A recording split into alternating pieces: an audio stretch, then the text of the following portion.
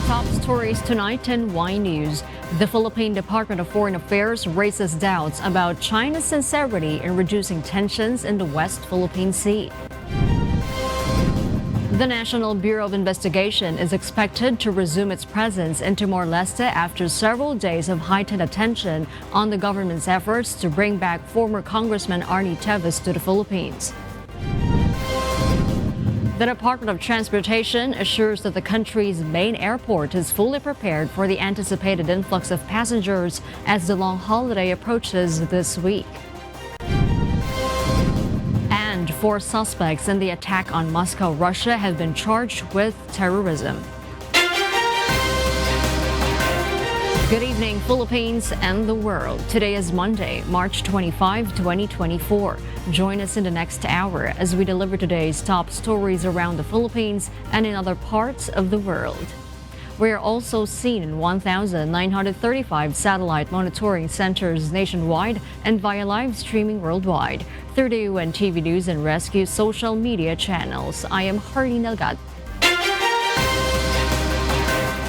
First in the news. The Philippine Department of Foreign Affairs questions the sincerity of China in lowering tensions in the West Philippine Sea. The DFA stated that Beijing's aggressive actions also undermine ASEAN-China efforts to promote and foster peace and cooperation in the region. Rosalie Cos will tell us why. The Philippine Department of Foreign Affairs, or DFA, summoned the chargé d'affaires of the Chinese embassy in Manila following another confrontation in the West Philippine Sea over the weekend. This is to protest against the aggressive actions undertaken by the China Coast Guard and Chinese maritime militia against the rotation and resupply mission undertaken by the Philippines in Ayungin Shoal on Saturday, March 23. The Philippine Embassy in Beijing will also lodge the same protest with the Chinese Ministry of Foreign Affairs. Philippine Foreign Affairs spokesperson Maria Teresita Das said in a statement that China's aggressive actions call into question its sincerity in lowering the tensions and promoting peace and stability in the West Philippine Sea. This also contradict and put to waste ASEAN-China efforts to promote practical activities to foster peace and cooperation in the region, even as the Philippines continues to engage China in dialogue and diplomacy at the bilateral and multilateral levels, she added. 3 Navy personnel were injured after the continued blasting of water cannons by 2 China Coast Guard or CCG ships against the Philippine supply while on a rotation and resupply mission to Ayungin Shoal. DFA reiterated China has no right to be in Ayungin Shoal, which lies within the Philippines' exclusive economic zone and continental shelf. DFA also demands that Chinese vessels leave the vicinity of Ayungin Shoal and the Philippine Sea, said. China has warned the Philippines should be prepared to bear all potential consequences of its actions. CCG spokesperson Gan Yu accused the Philippine supply vessel of attempting to send construction materials to BRP Sierra Madre, as quoted by Chinese embassy in Manila. Meanwhile, 2 allies of the Philippines expressed its support to Manila against China. The United States of America says China's actions are destabilizing to the region and show clear disregard for international law, while New Zealand is deeply concerned at actions of the Chinese vessels and has called on peaceful resolution of maritime disputes. On the other hand, the Philippine advocacy group Atinito Coalition wants the Chinese ambassador in Manila to leave the country. This is if China will not issue an official apology for endangering the lives of the Filipino frontliners and violating international law.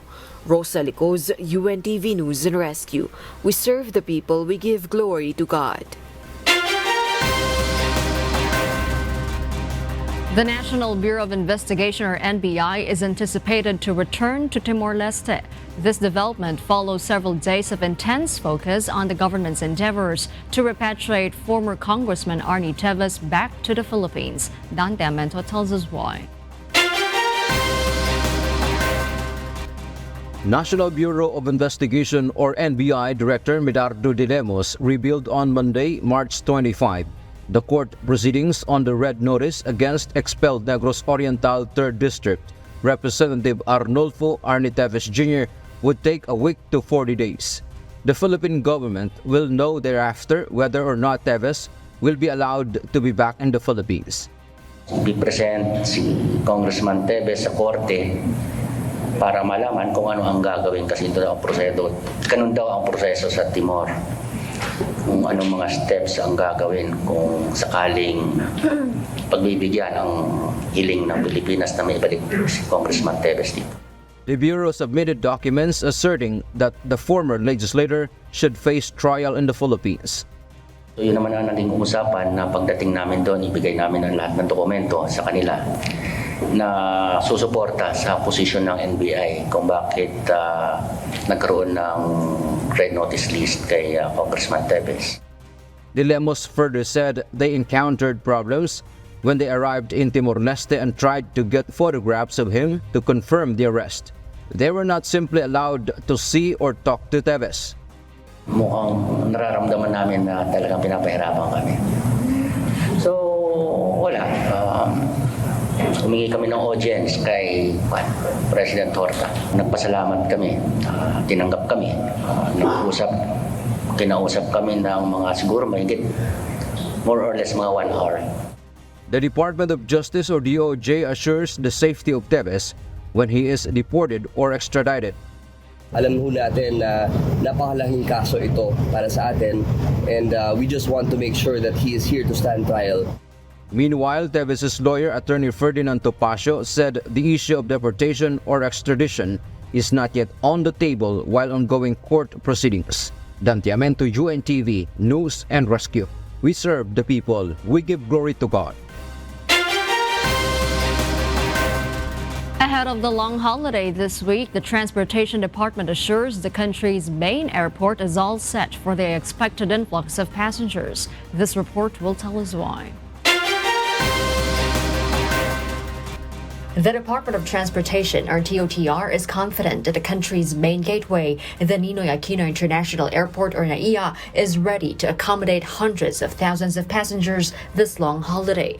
Earlier today, March 25, Transportation Secretary Jaime Bautista, together with Manila International Airport Authority, or MIAA General Manager Eric Ines, made rounds at the NAIA Terminal 3. Pati CR na yun. Oo, malinis. Ay, mabuti naman. No? Kailangan talagang ayusin natin. No? Pero yung, wala namang surot pa. Okay na. Hindi na natatakot umupo. So far, maganda yung nakita namin. No? Maayos ang condition ng ating mga terminals, maayos ang CR. No?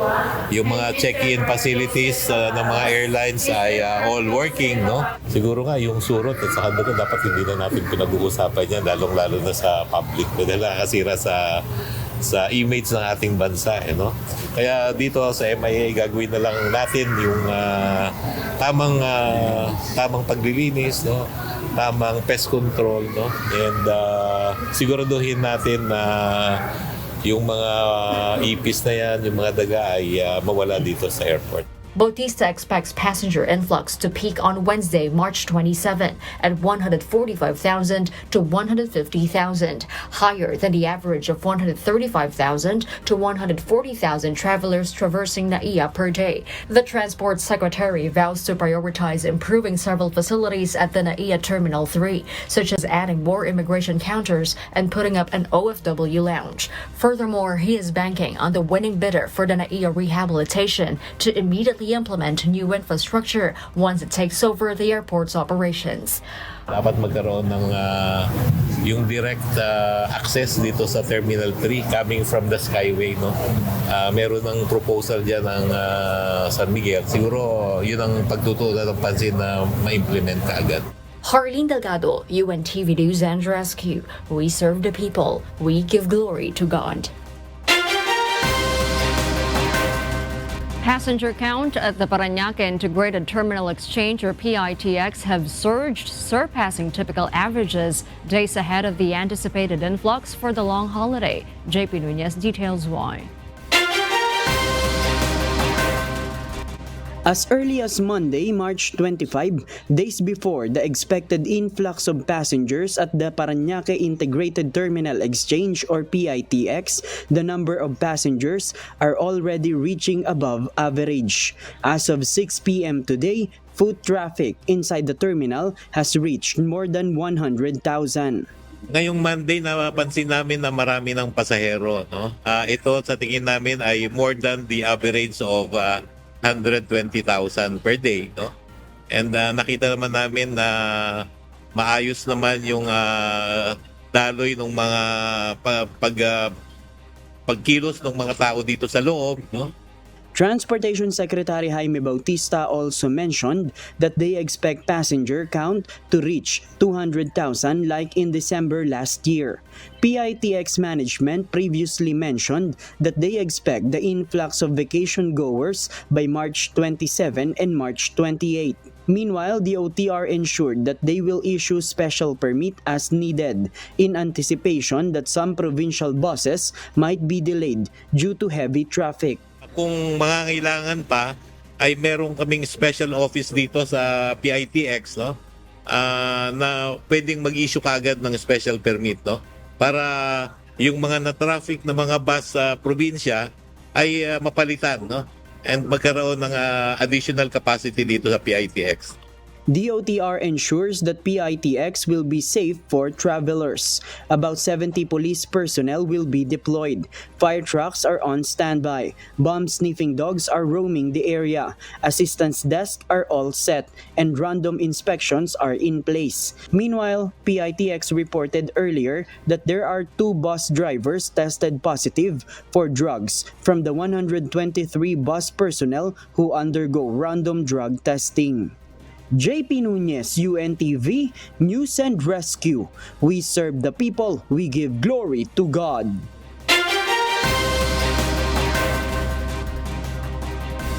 And for the news abroad, the Canadian government is set to limit the number of international students, foreign workers, and asylum claimants entering the country.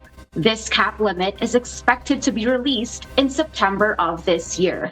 According to Immigration Minister Mark Miller, the government plans to reduce this number to 5% from the current 6.2%. The new regulations stipulate that Canadian businesses need to decrease the hiring of temporary foreign workers starting May 1st.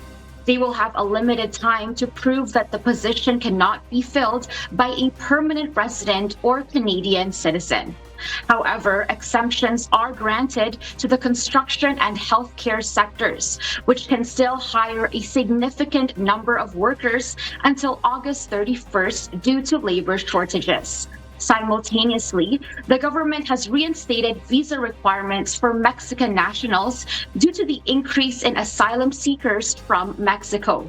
Additionally, changes in the regulations for accepting international students were announced, which will reduce study permit approvals by 35%. Currently, there are 2.5 million temporary residents residing in Canada. Meghan Markle and Prince Harry have expressed their support for Prince William and Princess Kate Middleton following Kate's cancer announcement. In a statement, the royal couple urged the public to allow Kate to heal quietly and without scrutiny. The Duke and Duchess of Sussex were last seen in public with Princess Kate and Prince William on September 22, following the passing of Queen Elizabeth. On Friday, March 22, the Princess of Wales announced her cancer diagnosis following major abdominal surgery in January.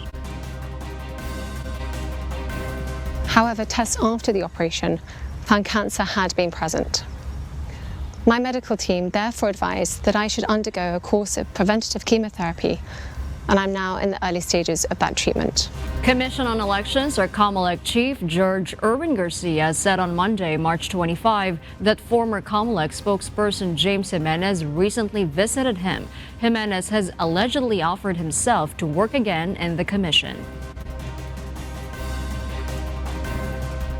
Siya ay personal na pumunta dito sa komisyon. Dumalaw siya sa mga ibang opisyal ng komisyon at nag-courtesy call din siya sa opisina ng chairman. Wala namang sinabi na posisyon sa kahit na anong bagay na makakatulong, yan ang kanyang offer. The former COMELEC official had an early retirement after a fiasco in the COMELEC debates in the 2022 elections occurred.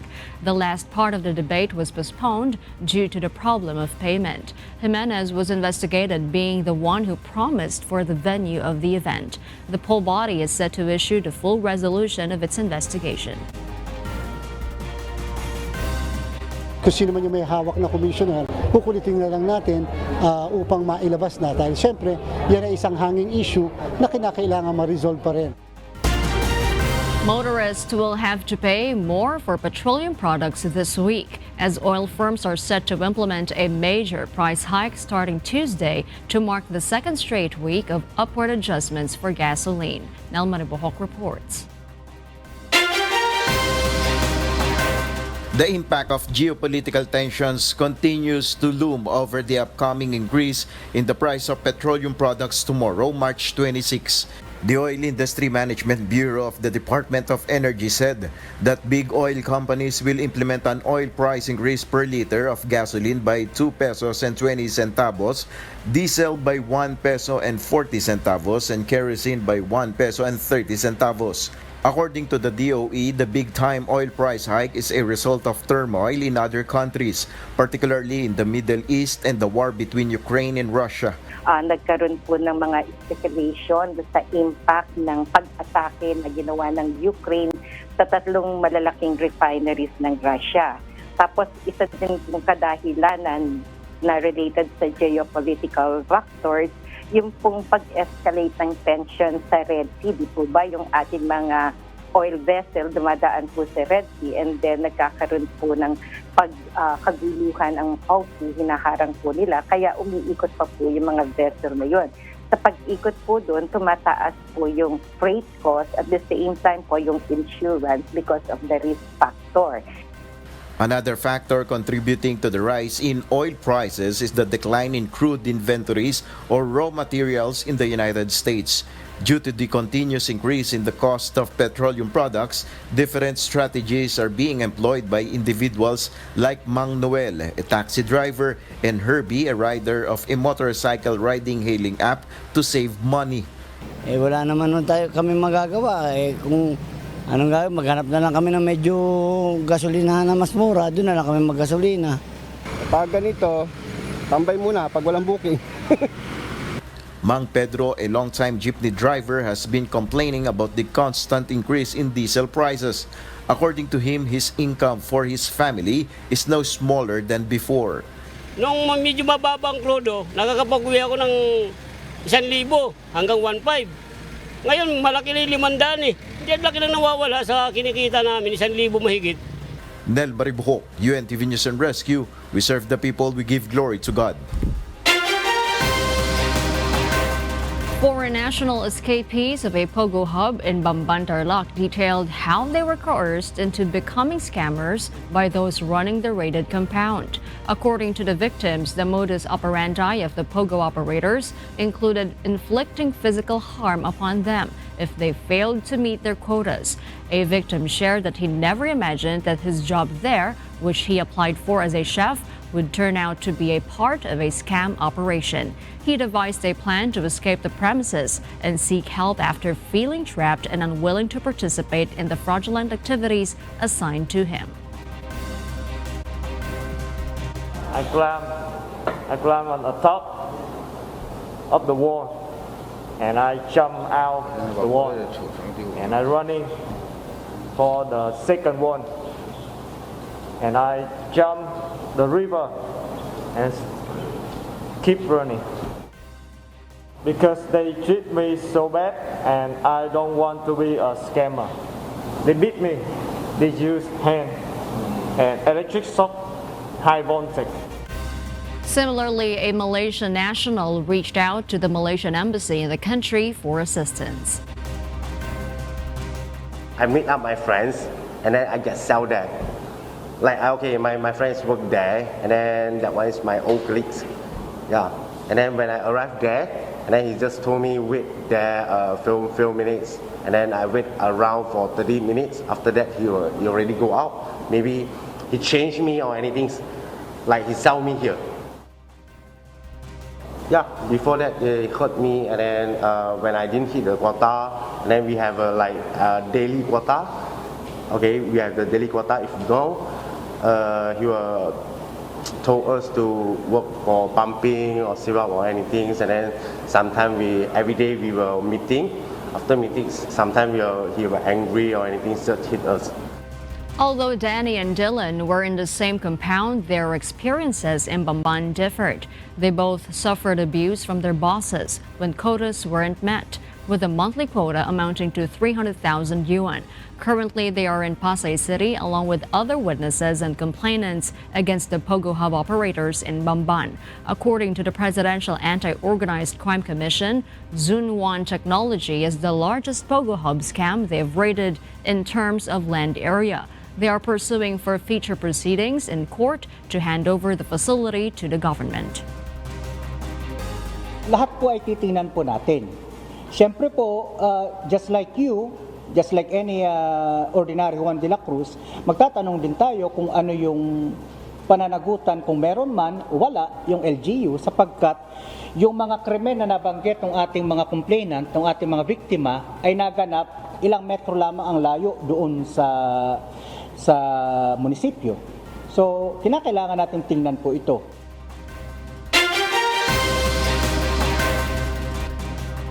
And in other global news, 4 suspects in the attack on Moscow, Russia have been charged with terrorism. The court has ordered their detention pending trial, and they face potential life imprisonment. The attack at Crocus City Hall resulted in the tragic loss of 137 lives, making it the deadliest attack in Russia since 2000. Although the Islamic State group claimed responsibility for the attack, Russian President Vladimir Putin has suggested Ukrainian involvement, casting doubt on the situation. 16 undernourished Asiatic black bears were rescued in Vientiane, Laos, marking the largest rescue by a conservation charity this year. These cubs are considered vulnerable according to the IUCN Red List of Endangered Species. In Asia, thousands of animals are kept as pets and cared for to extract their bile or gallbladder for use in traditional medicine. According to the wildlife conservation charity Free the Bears, they found the 17 cubs in a house in Laos last week, but one of them had already died. In Ecuador, the youngest mayor, Brigitte Garcia, and her communications director, Jairo Lure, were discovered shot dead in a car in the province of Manabi on Sunday, March 24. This is amid a surge of violence attributed to drug trafficking, according to local authorities. Maven Carrizo tells us why. Ecuador's youngest mayor, 27-year-old Brigitte Garcia of San Vicente, was discovered shot dead alongside her communications director Jairo Lore in their car on a roadside in the province of Manabi, Ecuador, early Sunday, March 24. The authorities in the South American nation, currently facing a surge in violence attributed to drug trafficking, are probing the details surrounding the troubling finding. On Sunday, the authorities confirmed that the shots originated from inside the rented car and stated they were tracing the vehicle's GPS system for further investigation. On social media platform X, former President Rafael Correa and Luisa Gonzalez, the party's recent presidential candidate, labeled Garcia's death as an assassination. In response to escalating violence, President Daniel Noboa declared a state of emergency in January, prompted by armed individuals storming a TV station during a live broadcast. Noboa designated 22 criminal groups as terrorist organizations. His administration has condemned the recent killings and is collaborating with law enforcement and prosecutors for a swift investigation. Meanwhile, the government vows to bolster public order policies until safety and peace are restored for all Ecuadorians. Mayvin Carrizo, UNTV News and Rescue. We serve the people, we give glory to God. Last Saturday, March 23, United States President Joe Biden signed the $1.2 trillion spending package passed by Congress to avoid a government shutdown. The funding bill passed with a vote of 74 to 24 in the Senate and 286 to 134 in the House. This comprehensive package combines 6 out of the 12 spending bills to fund the government until the end of the fiscal year. Included in this package are allocations for the Department of State, Homeland Security, Defense, Labor and Health, and Human Services, Education, as well as the legislative branch and state and foreign operations. According to the president, this investment in Americans will strengthen the economy and national security of the country. The executive urged Congress to pass other budget bills still in the legislative chamber. And those are the reasons behind the news in other parts of the globe. I am Bianca Quijano, live from Edmonton, Canada. Good evening. Today, March 25, Malacanang has issued Memorandum Circular Number 45, announcing a half-day work schedule for government offices on March 27, Wednesday. This directive aims to facilitate the travel of state employees to and from various regions across the country. It's noteworthy that the Memorandum Circular emphasizes that the decision to suspend work in private companies and offices rests upon the discretion of the respective employers.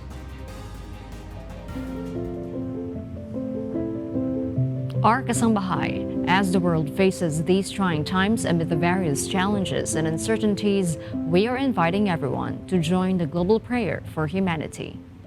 Good day. I'm Brother Eli Soriano of the members of the Church of God International.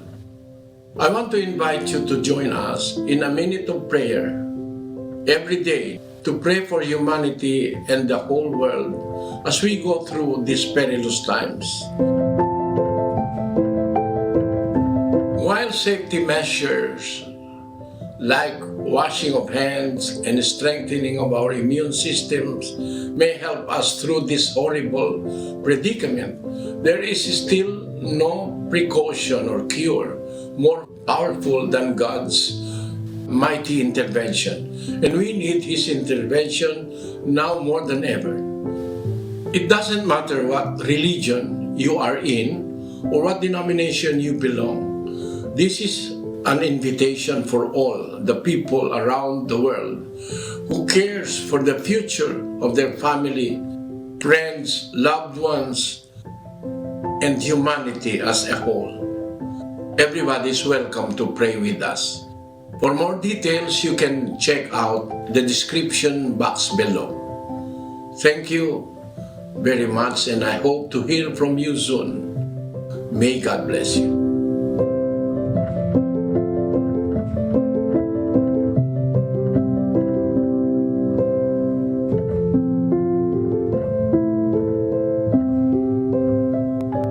And before we close, we will leave you with a word, giving glory to God.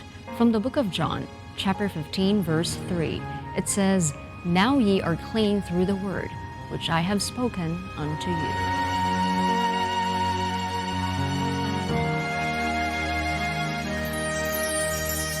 And those are the reasons behind the news, March 25, 2024. Reasons we deliver to you as they unfold.